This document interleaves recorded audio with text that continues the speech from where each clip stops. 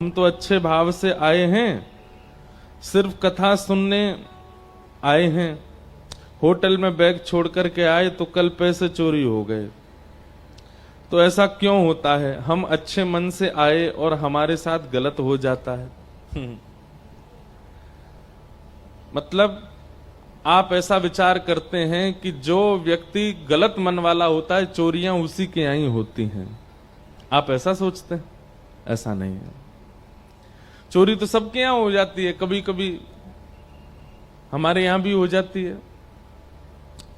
इसका मतलब ये थोड़ी होता है कि कोई व्यक्ति अगर स्वभाव से, बुद्धि से, विचारों से बहुत पवित्र है तो उसके साथ कुछ अनहित नहीं होता। एक बात बहुत ध्यान से सुनिएगा, सब लोग इधर देखना। अगर व्यक्ति व्यवहार अच्छा रखता है, विचार अच्छा रखता है, बुद्धि अच्छी रखता है, तो ऐसा नहीं है कि सामान्य लोगों की तरह उसके साथ घटनाएं नहीं घटती हैं। पर सामान्य व्यक्ति को जितनी घटना की पीड़ा होती है, शुद्ध विचार वाले को उतनी पीड़ा नहीं होती, उतना विचलित नहीं होता, इतना व्याकुल नहीं होता। लोग बागों की फ्लाइट छूट जाती है तो रोने लगते हैं एयरपोर्ट पर। हमारी तो अमूमन छूटती रहती हैं, ज्यादातर छूट जाती है, लेकिन विचलित नहीं होते। कई बार कई कथाओं में ऐसा होता है, 7 दिन कथा हुई और 7वें दिन जिन्होंने कथा कराई थी वही अंतर ध्यान हो गए, भाग गए, और पूरी कथा का खर्चा हम करके आते हैं। फिर टेंट वाले खड़े हो गए, महाराज जी हमारा 1 रुपया नहीं देके गए हैं वो जिन्होंने कथा कराई थी। मैंने कहा भैया ढूंढो खोजो कहाँ है, बोले चले गए। तो फिर सारा खर्चा हम करके आए पंडाल का। बताओ, कथा कराई किसी ने, बुकिंग करी किसी ने, व्यवस्थाएं करी किसी ने, पैसा भुगतान करके आए हम। आज तक हमारी कम से कम 8-9 कथाओं का तो पेमेंट हमसे ही जा रहा है अभी तक। हमने कहा भैया इतने अमीर आदमी नहीं है, धीमे धीमे देते रहेंगे हम भी। तो इसका मतलब ये नहीं है कि आपके विचारधारा और आपका स्वभाव अच्छा है तो आपके साथ कुछ अनहित नहीं होगा। कई बार हमारे प्रारब्ध में जो है वो हमको भोगना पड़ेगा, भले ही हम चाहे कितना शुद्ध जीवन जिए। लेकिन घटने वाली घटना आपको झकझोरेगी नहीं, उस घटना से आप बहुत विचलित नहीं होगे। ये प्रमाण है इस बात का कि आपकी विचारधारा और आपका भाव बहुत शुद्ध है। अब जिनका भी है, इन्होंने तो बताओ व्यास मंच से ही पूछ लिया है, तो सोचो कितने विचलित हो रहे होंगे। लेकिन इनका विचलन ज्यादा है नहीं। क्यों? क्योंकि अगर विचलन होता तो एक ही प्रश्न करते, इन्होंने फिर 3 प्रश्न और किए। इसका मतलब यह कि ज्यादा विचलित है नहीं। दूसरा प्रश्न इन्होंने क्या किया, तो ये जो चोरी हुई है इसको आप लोग, अन्यथा वो जिनका भी हुआ है बहुत परेशान मत होना। हो सकता है कि कोई धन अधिक होगा आपके पास, उसको कहीं आपको सेवा में लगाना था, लेकिन आपने शायद आपसे नहीं हो पाया होगा, इसलिए ठाकुर जी ने ही प्रयास करके निकलवा दिया। किसी के घर में ऐसा विचार कर लीजिए कि बेचारे किसी एक परिवार को 2 समय की रोटी आपकी तरफ से दान हो गई है। ये जिनका है वो कह रहे होंगे रुक जाओ, आपकी होगी चोरी तब पता चलेगा। इसमें दूसरी बात यह है कि इतनी सावधानी रखा कीजिए कि आपकी चोरी ना हो। और भैया एक बात कहें, धन की चोरी हो जाए, संपत्ति की चोरी हो जाए, पर ये मन की चोरी जो संसार करता है ये नहीं होना चाहिए। हमारे मन के कितने सारे चोर हैं। किसी के मन का चोर बड़ा पाव बन गया है, वो बड़ा पाव देखते ही सारे काम छोड़ देता, उसको बड़ा पाव चाहिए। उसका चोर कौन है? बड़ा पाव है। किसी के हृदय का चोर रसगुल्ला है, रसगुल्ला आ जाए सामने तो भाई सारे काम पीछे, पहले रसगुल्ला। ये तो अच्छी अच्छी चीजें बोल रहा हूं मैं, बहुत गंदी गंदी चीजों में भी मन चोर है हमारा। मन चोर नहीं है, मन को चुरा लिया है। किसी के हृदय को पल्ली गली वाली ने चुरा लिया है, वो पूरे दिन वहीं बैठा रहता है, कब निकलेगी बाहर।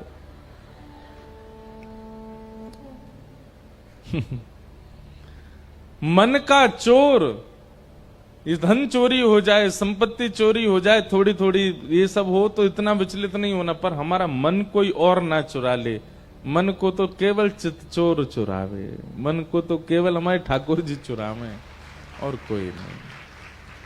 इसकी चिंता रखिएगा। और ये जो भी धन आपका अगर ज्यादा ही धन चला गया है तो आप कथा के बाद जो आयोजक हैं उनको बता देना, अगर उनकी योग्यता होगी तो थोड़ा बहुत व्यास मंच से आपको दे देंगे। इसका मतलब ये नहीं 100 लोग आ जाएं बोले हमारी भी हुई है चोरी, दो।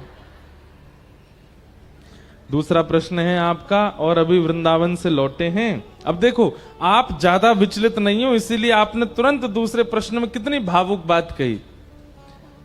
अभी वृंदावन से लौटे हैं और जैसे ही केलीकुंज वाले महाराज जी को देखा तो धड़कन तेज हो गई। ऐसा लग रहा था कहीं बेहोश ना हो जाएं, और मन में पद गाए जा रही थी जो आप हमेशा गाते हैं। आज भी थोड़ा समय मिले तो गा दीजिएगा। कई जन्मों से बुला रहे हैं, और ये पद गाते गाते ऐसा लग रहा था अब इस जीवन में कुछ बाकी नहीं रहा, अत यहां प्राण भी निकल जाए तो कोई गम नहीं है। देखो ये भाव की शुद्धता है। किसी वैष्णव को देख करके, किसी महापुरुष का दर्शन करके, किसी ब्रजवासी का दर्शन करके, और कोई नहीं है, केवल उसके माथे पर तिलक लगा है, वैष्णव भाव है, उसका दर्शन करके आपके चित्त में बहुत प्रेम उमड़ने लग जाए तो समझ जाओ ठाकुर जी आपको स्वीकार कर चुके हैं। इसीलिए ऐसा होता है। हमारे भक्तमाल में एक भक्त की कथा आती है, श्री मधुकर शाह जी। मध्य प्रदेश में एक स्थान है ओरछा। ओरछा में राम राजा सरकार का मंदिर है। आप लोगों के यहां से मध्य प्रदेश थोड़ी दूर है, ज्यादा दूर नहीं है। वहीं मध्य प्रदेश में उत्तर प्रदेश बॉर्डर के पास में, झांसी के पास में ओरछा राम राजा सरकार, वहां के राजा थे श्री मधुकर शाह। उनका ऐसा नियम था, कोई भी तिलकधारी अगर उनको दिख जाता था, कंठीधारी, धोती पहना हुआ, किसी भी रूप में कोई वैष्णव भेष में उनको दिखता था, अपने सैनिकों को उन्होंने आज्ञा दे रखी थी कि कोई भी वैष्णव भेष में दिखे उसको ससम्मान मेरे नगर में लाया जाए। उसको माला पहनाते, तिलक करते, आरती करते, दक्षिणा देते। अपरिचित, जानते ही नहीं है, फिर भी क्यों? क्योंकि तुमने कंठी पहनी है, तुमने तिलक लगाया है, तुमने धोती पहनी है, तुम ठाकुर जी के भेष में घूम रहे हो, इसलिए। ऐसे थे श्री मधुकर शाह जी। एक बार मनचले लोगों ने गधे को पकड़ के उसको तिलक लगा दिया और उसके गले में कंठी माला पहना दी और उसको ओरछा के मार्ग में छोड़ दिया। बोले ये मधुकर शाह राजा जो है, ये बहुत अपने आप को तिलकधारियों को प्रणाम करना, कंठी वालों को प्रणाम करना, ये बहुत अपने आप को बहुत विशिष्ट दिखाता है, इसको प्रणाम करके दिखाए तो माने हम। ये कहता है तिलकधारी कोई भी हो मैं सबको वंदन करूंगा, तो लोग गधा आ रहा है अब तिलकधारी। मधुकर शाह ने अपनी ओरछा के परकोटे में सैनिक बैठा रखे थे, और जगह के राजा तो सैनिकों को धनुष बाण लेके बैठाते थे कि कोई आक्रमणकारी आए तो मार देना। लेकिन मधुकर शाह ने पूजा की थाल, माला और दक्षिणा लेकर के बैठा रखे थे। कोई भी संत अगर ओरछा के बाहर से निकले, उनको रोक करके पूछना, अगर अवसर हो तो भीतर लाना, नहीं तो तुम ही लोग वहीं से तिलक, माला और दक्षिणा देकर के विदा कर देना।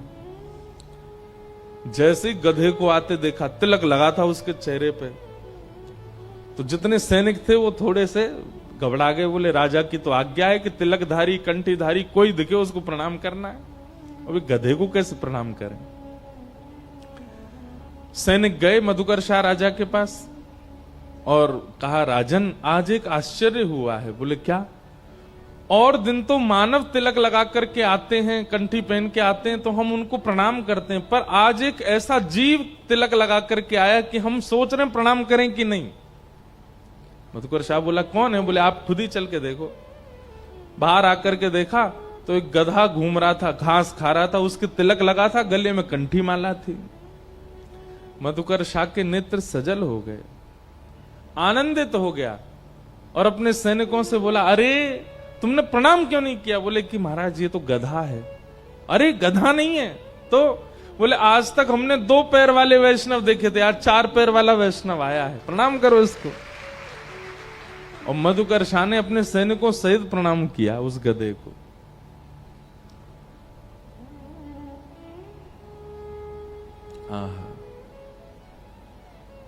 भैया, ऐसे वैष्णवों को देख करके यदि मन आनंदित होता है, मन प्रफुल्लित होता है, मन में भाव उमड़ने लगते हैं, नेत्र सजल हो जाते हैं, तो ये समझना चाहिए कि हमसे ठाकुर जी राजी हैं।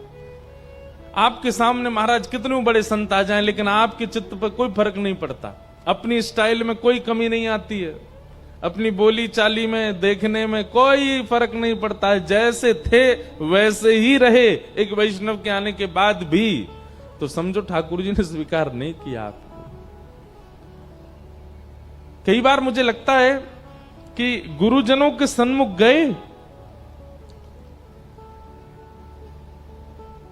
सोच करके गए कि उनसे ये पूछेंगे, लेकिन सामने जाते भूल गए क्या पूछने आए थे, और जो पूछने के लिए आए थे वो बिना पूछे ही उनसे उत्तर मिल जाए और आप आनंदित हो जाओ। ये इस बात का प्रमाण है कि ठाकुर जी आपसे प्रसन्न हैं। इसलिए भैया, जब कभी भी किसी वैष्णव का दर्शन करो, आनंदित हुआ करो, प्रसन्न हुआ करो।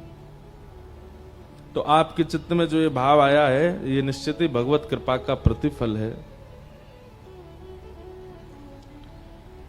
और फिर इन्होंने तीसरी बात कही, हम सच बताएं तो हम झूठ बोल करके घर से यहां कथा सुनने आए हैं, तो क्या ये गलत है? और एक वैष्णव और ब्रजवासी से शादी करना चाहते हैं, पर घर वाले समाज के पीछे। अब देखो, दूसरी बात तो हम नहीं बताएंगे, अभी आपकी शादी का तो मैटर आपके घर वाले जो कहें वो करो, पर कभी कथा में, कभी ठाकुर जी के सत्संग में, दर्शन में यदि झूठ बोल करके जाना पड़े। अब कई लोग कहेंगे बताओ ये सही है कि गलत। अब बताओ, आजकल के बच्चे झूठ बोल करके पीने चले जाते हैं, उसमें कोई गलती नहीं लगती। झूठ बोल करके नशा वगैरह करने जाते हैं, झूठ बोल करके उल्टा सीधा खाने पीने जाते हैं, झूठ बोल करके बच्चे अपने मित्रों के साथ में ऊधम मचाने जाते हैं। उससे तो अच्छा झूठ बोल के कथा सुनने आ जाओ, कोई दिक्कत नहीं है। लेकिन एक बात याद रखिएगा, कभी ना कभी जब लगे कि माहौल ठंडा है घर का, तो बता देना कि आपको पता है तब हम ऐसे ऐसे बोले थे, तब हम कथा सुनने गए थे। क्योंकि आपका कथा सुनने के पीछे उद्देश्य कृष्ण प्रेम है, और उसमें यदि आपको थोड़ा ऐसा लगता है कि हम कुछ कह दें, तो इसमें कोई दिक्कत नहीं है, इसमें कोई अभिप्राय नहीं है। तो ऐसे आपके भाव हैं, अगली बार से ध्यान रखना चोरी ना हो जाए। फिर किन्हीं का प्रश्न है, हमारे घर में कई बार उपहार में भगवान के विग्रह मिलते हैं, पर वह बहुत सुंदर होते हैं, उन्हें ना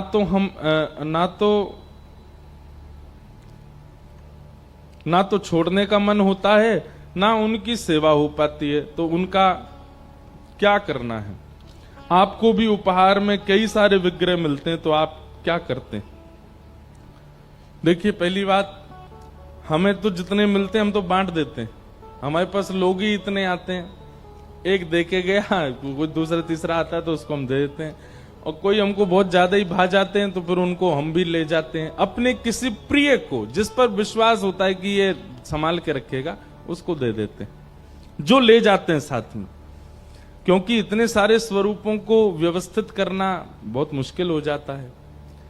आपके यहां अगर इतने लोग नहीं आते हैं तो ऐसा कीजिए, होली दिवाली आती है, उन सब के लिए रखा करो, सारे रिश्तेदारों को कोरियर कर दो, लो भाई तुम्हारे यहाँ ये विग्रह, तुम्हारे यहाँ ये चित्रपट, हमारी तरफ से स्वीकार करो।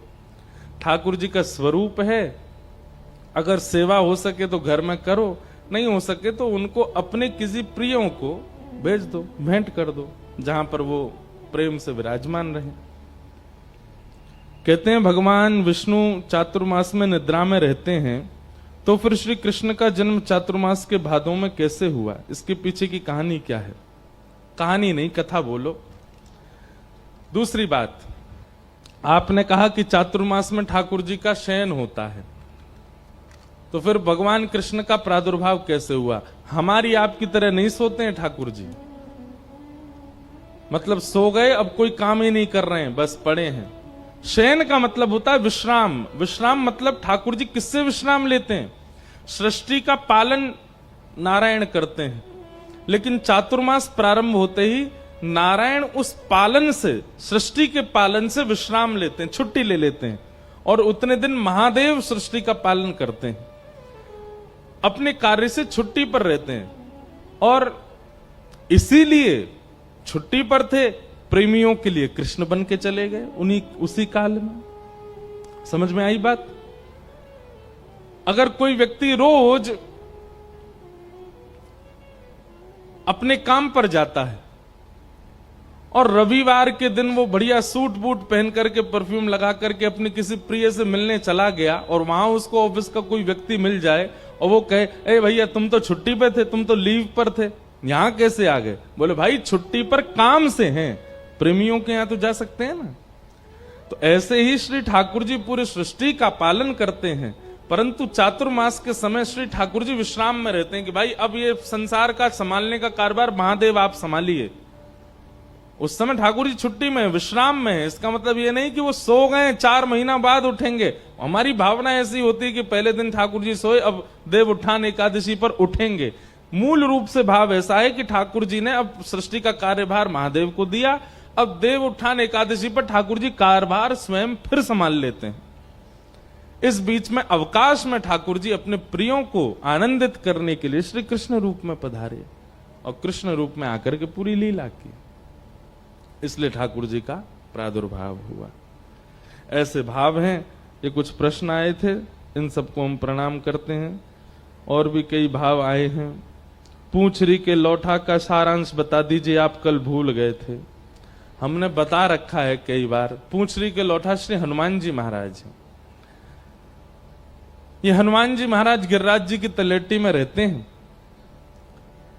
क्योंकि द्वापर में भगवान ने इनसे कह दिया कि भाई अब 4 युग तक आप केवल कथा सुनो। त्रेता में आपने बहुत सेवा की, अब आप केवल आनंद करो, हमारी लीला का दर्शन करो, अब आपसे श्रम नहीं कराना हमें। लेकिन कृष्ण रूप को देखने के लिए हनुमान जी व्याकुल हो गए, तो पूंछरी के लौठा बनकर के, एक पहलवान बनकर के गिरिराज जी में आके पड़े। ठाकुर जी अपनी गैया चराने रोज गिरिराज जी जाते हैं, और वहां गिरिराज जी में श्री ठाकुर जी ने जैसे ही देखा कि एक पहलवान पड़ा है, तो ठाकुर जी ने जाकर के कही, बाबा तुम खूब पहलवान हो, हम पे राक्षस आक्रमण करते ही रहते हैं, अगर आप कृपा करो हमको पहलवानी सिखा दो। तो ये पूंछरी के लौठा हनुमान जी ठाकुर जी को पहलवानी सिखाते हैं। इतने सारे राक्षस आपके ऊपर आक्रमण करते हैं ताकि उनसे आप डिफेंस कर सको। जब गोवर्धन लीला हुई, सब ब्रजवासियों ने गिरिराज पर्वत की नीचे प्रवेश करके अपने आप को सुरक्षित किया, तो उस समय ठाकुर जी ने जैसे गिरिराज जी धारण किए, तो विशाल गिरिराज जी बीच में, ठाकुर जी तो गिरिराज जी कभी इधर जामे, ऐसे तराजू की तरह हिल रहे थे श्री गिरिराज जी, और बीच में ठाकुर जी खड़े थे। अब जहां की तरफ गिरिराज जी झुके, वहां के ब्रजवासी सब अपनी अपनी छड़ी लगावे, लेकिन छड़ी से 21 किलोमीटर लंबे चौड़े पर्वत पर कोई भार जाएगा? कुछ नहीं होगा। ब्रजवासी बोले, उनको लगी छड़ी तो ही उठ जाएंगे ये, अपनी अपनी छड़ी लगावे। तभी ठाकुर जी कहे, भाई ये ब्रजवासी इतने बोले, छड़ी तो उठा रहे हैं, बताओ गिरिराज जी है। तब ठाकुर जी पूंछरी के लौठा पहलवान जी हनुमान जी को आज्ञा करते हैं, आप जाओ।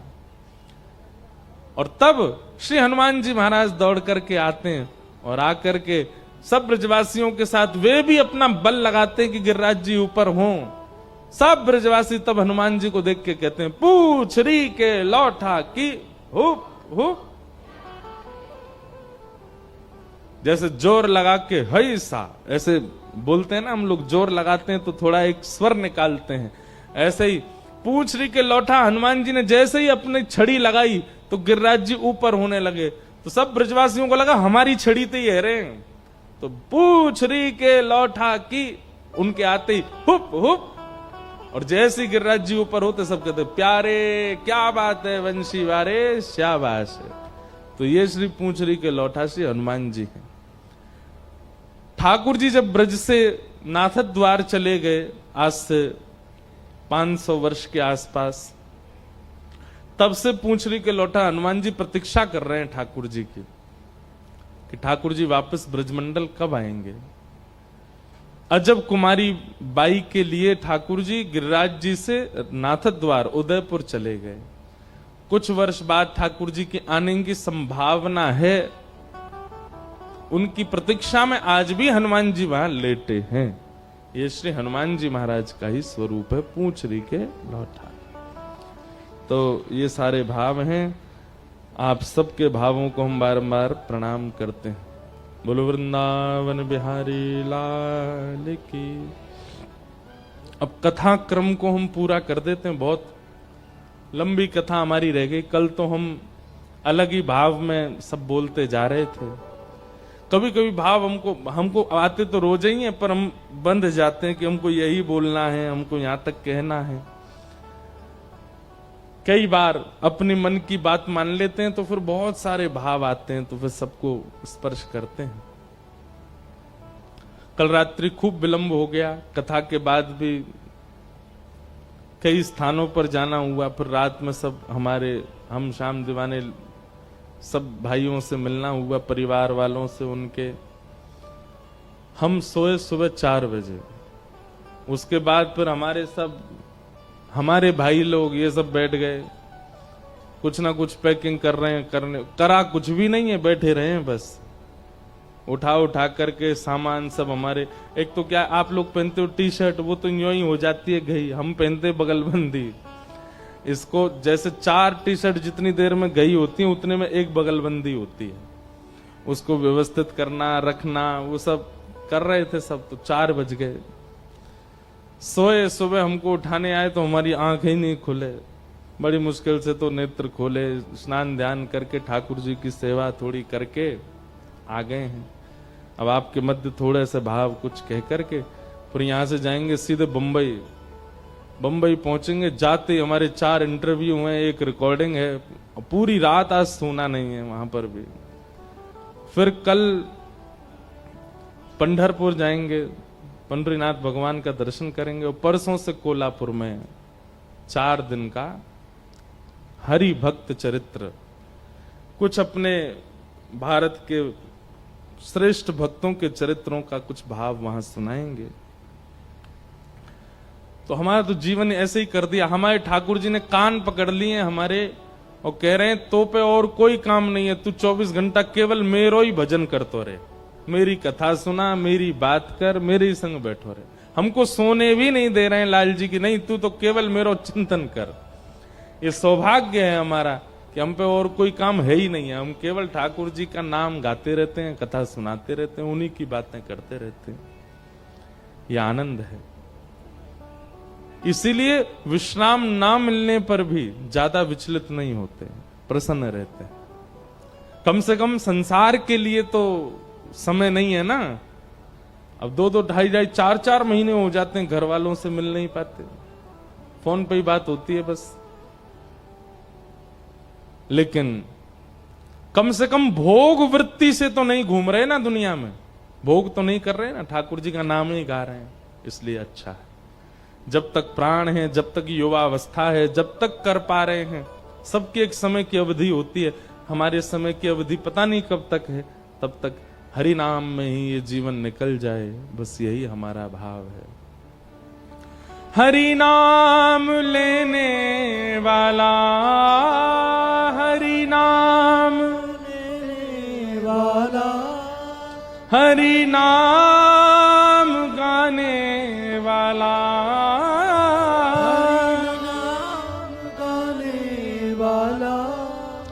हरि का है प्यारा, हरि का भजन करो, हरि है हमारा,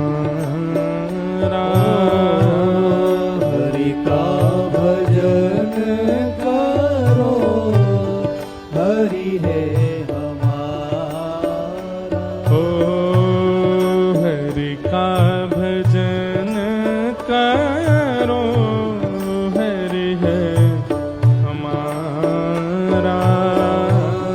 हरि का भजन करो, गाओ सब लोग। हरि है हे हरि नाम लेने वाला,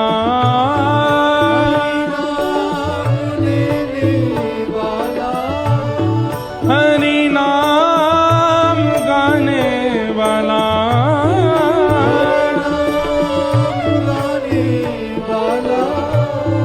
हरि का है प्यारा, हरि का भजन करो, हरि है हमारा। हरि का भजन करो, हरि है हमारा।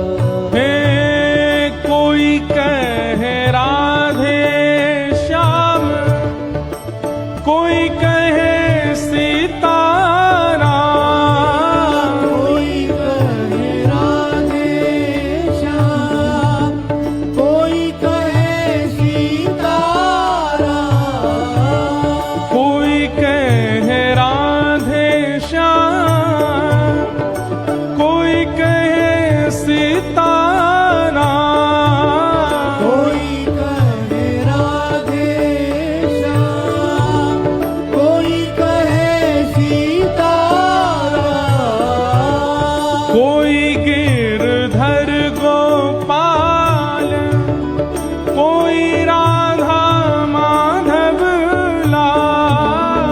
कोई गिरधर गोपाल, कोई राधा माधव लाल।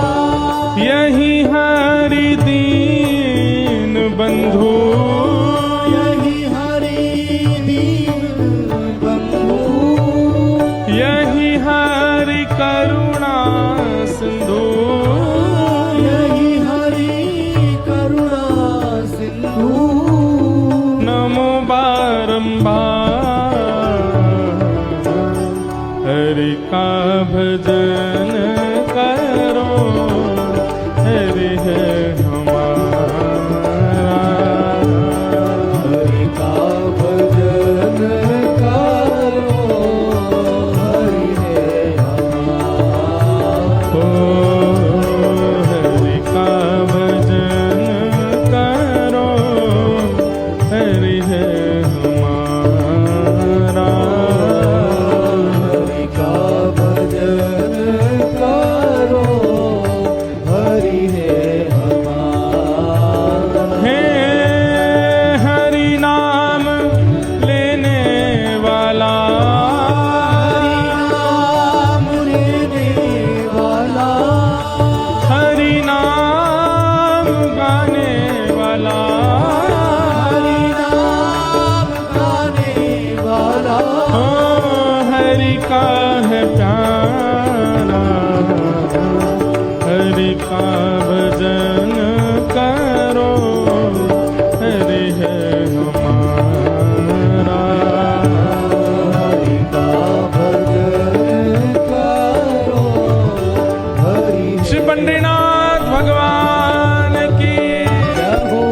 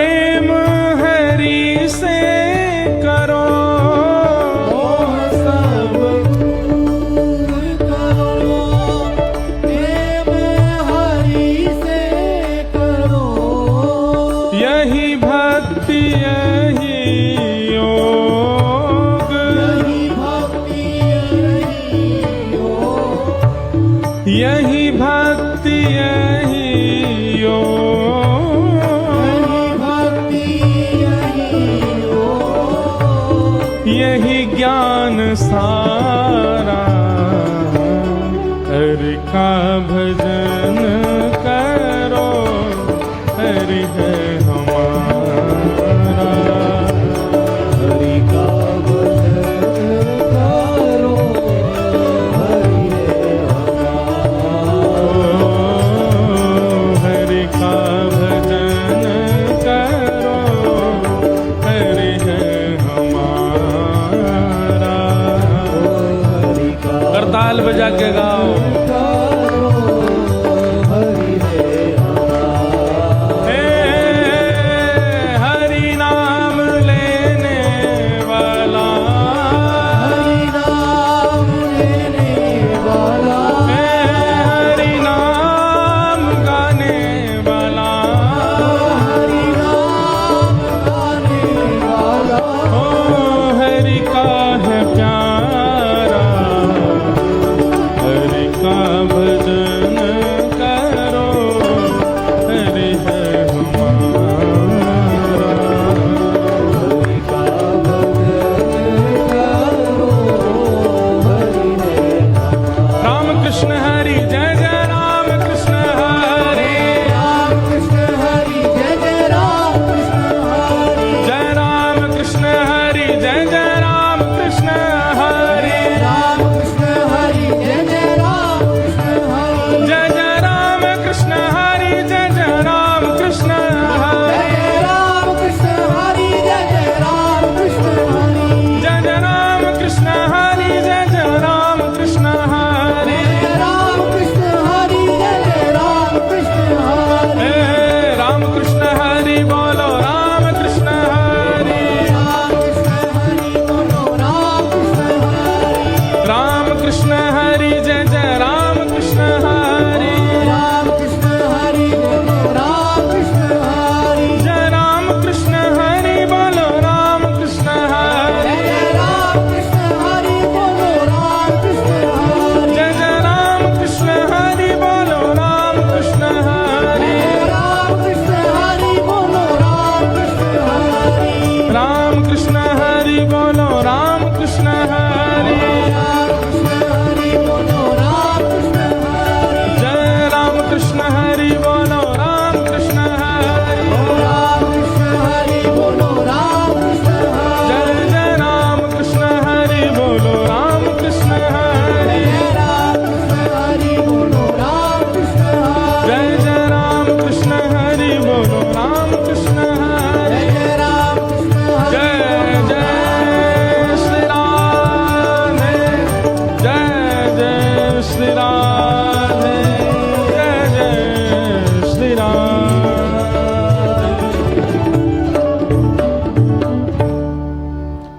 ठाकुर जी ने गिरवार धारण लीला करी। इंद्र ने आकर के ठाकुर जी से क्षमा मांगी और इंद्र की क्षमा के बाद फिर रास लीला का प्रसंग आया। भगवान ने ब्रज की गोपांगनाओं के साथ में रास विहार किया। मैं हर कथा में कहता हूं कि रास का मतलब नृत्य नहीं होता। कल मैंने बहुत व्याख्या की थी कि रास का मतलब क्या होता है। कोई विशिष्ट व्यक्ति अपनी प्रभुता भूल करके अपने प्रेमी के लिए बहुत सहज हो जाए, उसको रास कहते हैं। हरि की अत्यंत सहजता अवस्था को, अत्यंत सहज अवस्था को, ईश्वर की अत्यंत सहजावस्था को रास कहते हैं। हम ठाकुर जी का भोग लगाते हैं, ये रस है। हम श्रृंगार करते हैं, ये रस है। हम कथा सुनते हैं, ये रस है। हम वृंदावन जाते हैं, ये रस है। लेकिन ठाकुर जी हमसे भोग बोल करके बनवाते हैं, ये रास है। ठाकुर जी कह के अपना श्रृंगार करवाते हैं, ये रास है। हमें वृंदावन जाना नहीं पड़ता, हम जहां रहते हैं वहीं वृंदावन जैसा अनुभव होने लग जाता है, ये रास है। मंदिर नहीं है, ठाकुर जी नहीं है, लेकिन घर में बैठे बैठे ही अनुभव होने लगता है कि सामने पंडरीनाथ खड़े हैं, चारों तरफ सब वारी लेकर के जय जय राम कृष्ण हरि का कीर्तन कर रहे हैं, ये अनुभव रास है। रस और रास। आपने भगवत प्राप्ति के लिए साधन किए वो रस, और ठाकुर जी ने आपकी प्राप्ति के लिए जो किया वो रास। भैया हम एक बात कहते हैं, हम सब कौन हैं? हम सब हैं गुल्ला। कौन है? गुल्ला। बोलो कौन है हम? गुल्ला। और श्रीमद् भागवत क्या है? रस। अपने अपने सब गुल्लान को या रस में डालो तो कहा बन जाओगे? रसगुल्ला। और जैसे ही रसगुल्ला बन जाओगे तो श्री श्याम सुंदर या रसगुल्ला को भोग लगाएंगे। अब हो क्या रहा है कि हम केवल गुल्ला बने हुए हैं, रस डाले ही नहीं रहे भीतर। इसलिए ठाकुर जी हमारा भोग नहीं लगाते। बोले पहले रस तो ला, पहले रस तो आस्वादन कर, पहले रस में स्वयं को डुबो दे। अच्छा, रसगुल्ला देखो कैसा होता है, उसको कहीं से भी तोड़ो वहीं रस मिल जाएगा, पूरा रस से भरा होता है। एक ऐसा नहीं होता कि ऊपर ही ऊपर रस है नीचे रस नहीं है, या उधर रस है इधर रस नहीं है। रसगुल्ला को कहीं से भी घुमाओ, कहीं से भी खाओ, कहीं से भी तोड़ो, जहां से निचोड़ोगे वहीं से रस है। हम लोग पता कैसे हैं? हम लोग कभी कभी पर्टिकुलर टाइम पे ही रस लाते हैं अपने अंदर। अभी भुसावल में कथा हुई तो 7 दिन हम लोग ना तो प्याज खा रहे थे, ना गार्लिक खा रहे थे, ना कुछ कर रहे थे ऊट पटांग। और घर में कोई बात भी ऐसी होती थी, अरे भाई अभी कथा चल रही है, अभी कोई नहीं, 7 दिन बाद देखेंगे जिसको देखना है। हमारा रस कैसा? पर्टिकुलर टाइम में ही रस आता है हमारे अंदर। पर भाई रसगुल्ला खाने वाला तो कभी भी खा सकता है ना, वो ये थोड़ी देखेगा वो तभी रस होएगा तब खाऊंगा। हम कोई आम थोड़े ही है कि सीजन आएगा तभी हमें रस आएगा।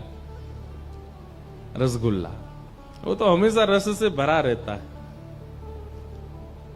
हमारे जितने भक्त हैं जिनके हम नाम बोलते हैं, ये सब ऐसे हैं, इनके पास कभी भी ठाकुर जी जा सकते थे। क्यों? ये हमेशा रस में ही भरे रहते हैं। हम लोग पर्टिकुलर टाइम है हमारा, हम तभी रस में रहते हैं, उसके अलावा नहीं रहते।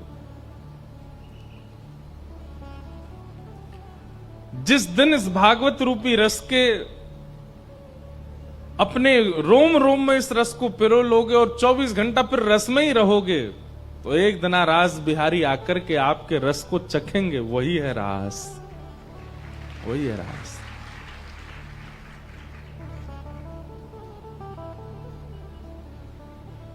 भगवान ने गोपियों के साथ रास विहार किया। देवादिदेव महादेव भी पधारे गोपी बनकर के। बोल गोपेश्वर महादेव की। और ब्रज वृंदावन में सुंदर रास हुआ। रास के अंतर्गत गोपियों में थोड़ा सा मान आ गया। मान कैसे आ गया? हम बड़ी सुंदर हैं और हमारे रूप पर देखो त्रिभुवन नायक रीझ गए हैं, इसलिए हमारे साथ रास कर रहे हैं। गोपियों के अंदर आए हुए इस मान पर ठाकुर जी बोले, भैया अगर सुंदरता पर रीझना होता तो पूतना बहुत सुंदर बन के आई थी, हमने तो उसको देखा भी नहीं। और तुम सब गोपियां मान कर रही हो कि हम तुम्हारी सुंदरता पर रीझ करके रास कर रहे हैं। ठाकुर जी ऐसा सोच करके वहां के बीच से अंतर ध्यान हो गए। अब प्रश्न उठता है कि गोपियों के चित्त में मान आया क्यों? बहुत ध्यान से सुनिएगा। ठाकुर जी हमें मिलते क्यों नहीं है? इतनी सेवा करते हैं, इतनी कथा सुनते हैं, इतना ठाकुर जी का सुंदर भोग लगाते हैं, इतना सब कुछ आनंद ठाकुर जी को कराते हैं, क्यों नहीं मिलते ठाकुर जी? क्योंकि ठाकुर जी को अभी भी संशय है हमारे ऊपर कि कहीं मैं मिल गया, इसको मान हो जाएगा कि देखो मेरी भक्ति की पराकाष्ठा, ठाकुर जी मिल गए। अरे महाराज, ठाकुर जी मिलना तो बहुत दूर की बात, कोई व्यक्ति 7 दिन नियमित रूप से अगर कथा सुन लेता है ना तो उसको मान हो जाता। बोले एक दिन भी मैंने नागा नहीं किया, महाराज जी से पहले आ जाता था कथा में, और महाराज जी जाते उसके बाद जाता था कथा से। और भली चलाई कई लोग तो व्रत और कर लेते हैं, कथा में भी फलाहार करते हैं 7 दिन, फलाहार करते हैं, जमीन पर सोते हैं, तो उनको और ज्यादा मान हो जाता है। वो बात बात पर यही बताते रहते हैं, बोले कथा तो सब भुसावल वालों ने सुनी, पर मेरी जैसी नहीं सुनी होगी। फलाहार करके नीचे जमीन में सो के कथा सुनता था मैं। हमको इतनी सी बात पे मान हो जाता है कि हमने कथा सुनी तो ठाकुर जी मिल गए तो फिर भैया सबसे, आज तो सोशल मीडिया का जमाना है, आज ठाकुर जी मिलेंगे सबसे पहले हम कहेंगे बाकी बात बाद में होगी, पहले सेल्फी होगी और सारे सोशल मीडियाओं पर डलेगी, देखो ठाकुर जी मुझसे मिले।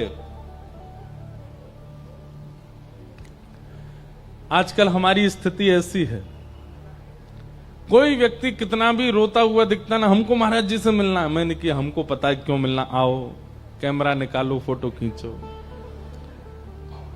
और फोटो खींचते ही वो ठीक हो जाता है, जाओ, हमें पता है कि इसीलिए हो। तो आजकल तो ऐसा जमाना और है, आदमी को अगर ठाकुर जी चुपचाप भुसावल में मिलकर के चले गए, रात में मानो ठाकुर जी आए, आपको सोते हुए को उठा, ए देख तेरी भक्ति से प्रसन्न होकर मैं आया हूं, चल अब मेरे साथ बैठ, और आप उस समय ठाकुर जी के संग बैठे और ठाकुर जी थोड़ी देर बाद चले गए, तो आप रोने लग जाओगे, ठाकुर जी मैं किसी को बता तो पाया ही नहीं कि आप मिले मुझे, और अगर बोल के बताऊंगा तो कोई मानेगा नहीं, प्रमाण मुझ पे है नहीं। ठाकुर जी कहेंगे बताना क्यों, बोले अरे आपको नहीं पता, बिना बताए तो काम चलेगा ही नहीं ना।